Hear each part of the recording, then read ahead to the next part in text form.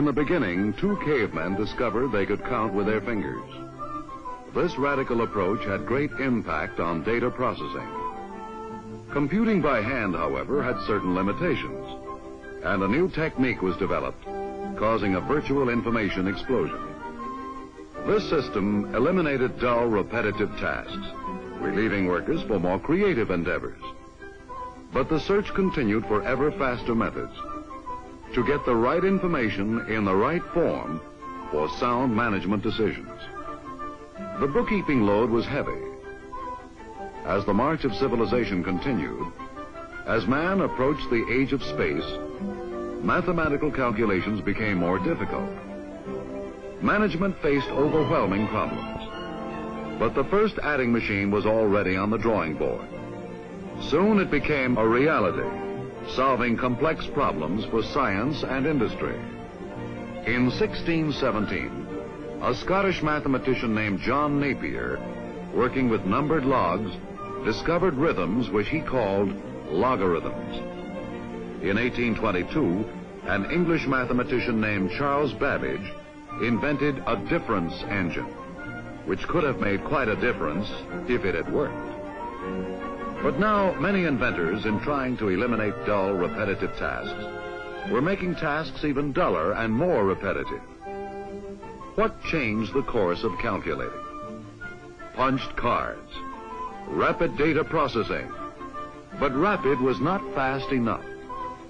In 1946, two American scientists named John W. Mauchly and J. Presper Eckert gave technical leadership to a group which created a truly different approach to data processing.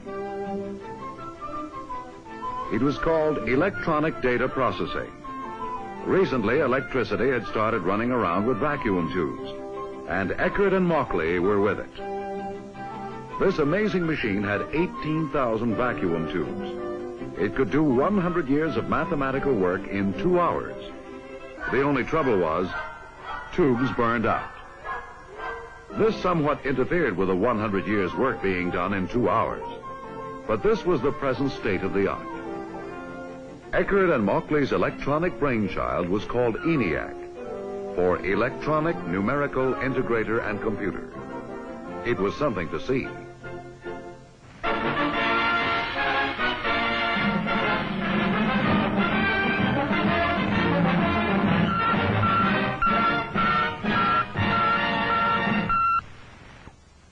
Are people becoming obsolete?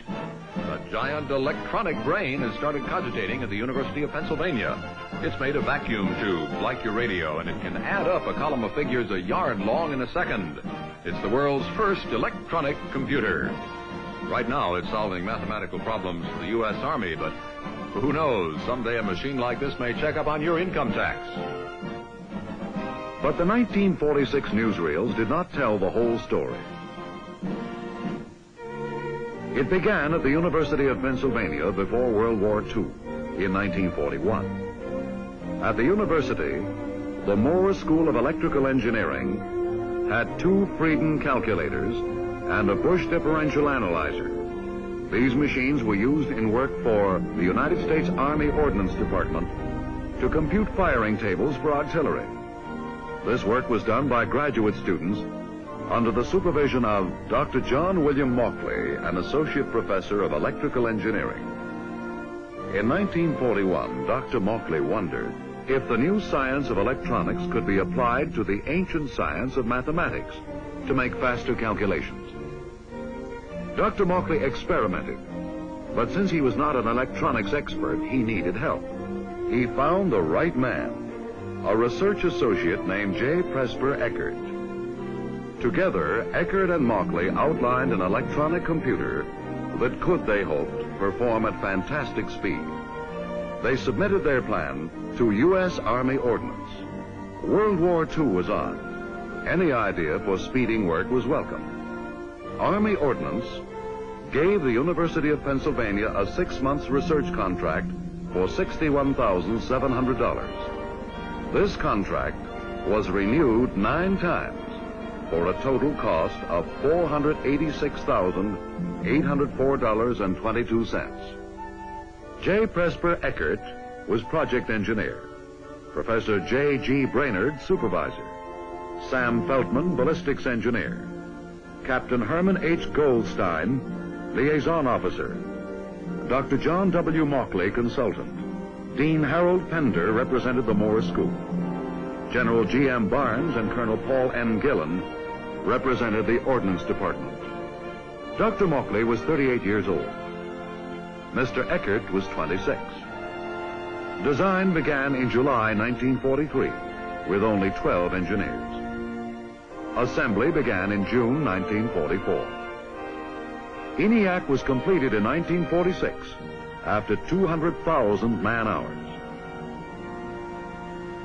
ENIAC was 1,000 times faster than any other calculating machine ever built. It could do the work of 20,000 people working by hand. What a desk calculator could do in 20 hours, ENIAC could do in 30 seconds. It could discriminate the sign of a number and compare numbers for equality. It could add, subtract, multiply, divide, and extract square roots. In 1 second, it could add a 5-digit number 5,000 times. ENIAC required a room 30 feet wide and 50 feet long.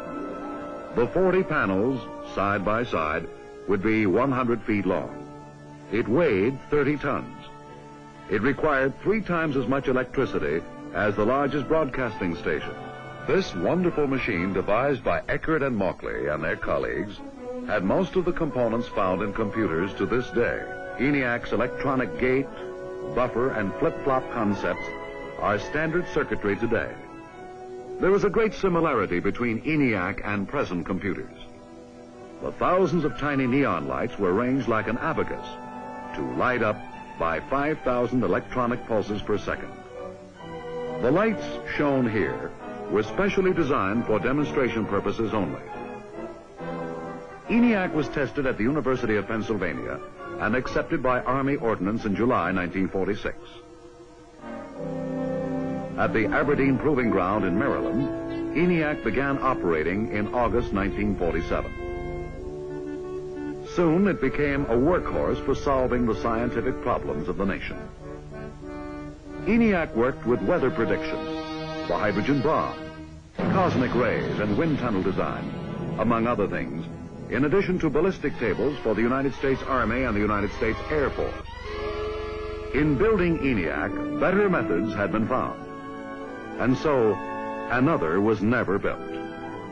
At 11:45 p.m. on October 2nd, 1955, ENIAC's power was cut off. Stored at Aberdeen, components of the world's first electronic computer will probably be distributed to various museums. ENIAC lived long and served well.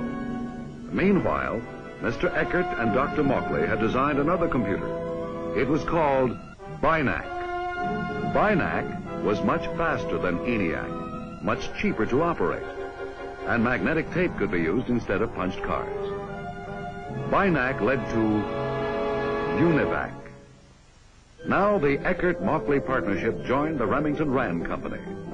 Almost overnight, it seemed, electronic computers became big business. UNIVAC, a universal automatic computer, was delivered 10 years ago. The past 10 years have seen computers by many other companies. When the first electronic computer was planned, it was estimated that there could never be a market for more than 2 or 3. Today, there are more than 5,000 computers.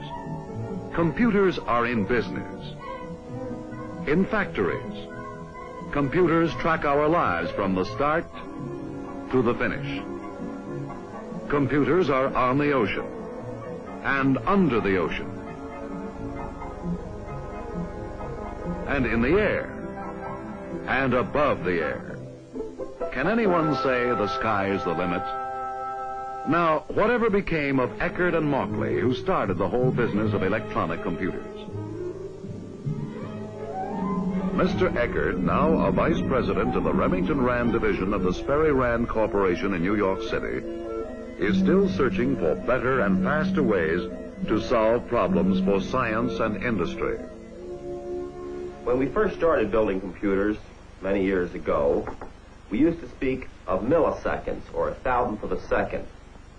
Then as we got into vacuum tube computers and various types of solid-state computers and transistors, we used microseconds and fractions of microseconds.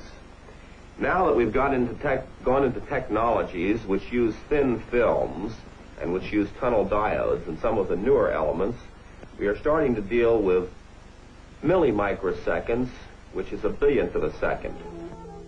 Mr. Eckert remains closely associated with Dr. Mauchly, a consultant with his own company, Mauchly Associates, in Ambler, Pennsylvania.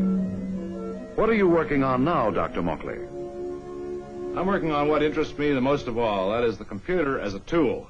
We know that man's progress has been through the use of tools, whether they're carpenter's tools, machinist's tools, or the tools of language, the printing press.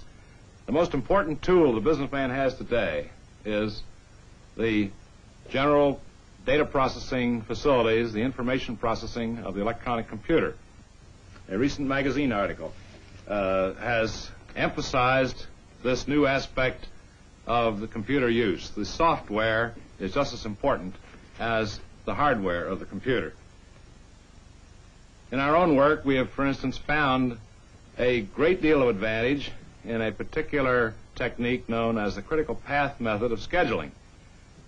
This is an instance where the software has added much to the value of the computer for the use of management and industry.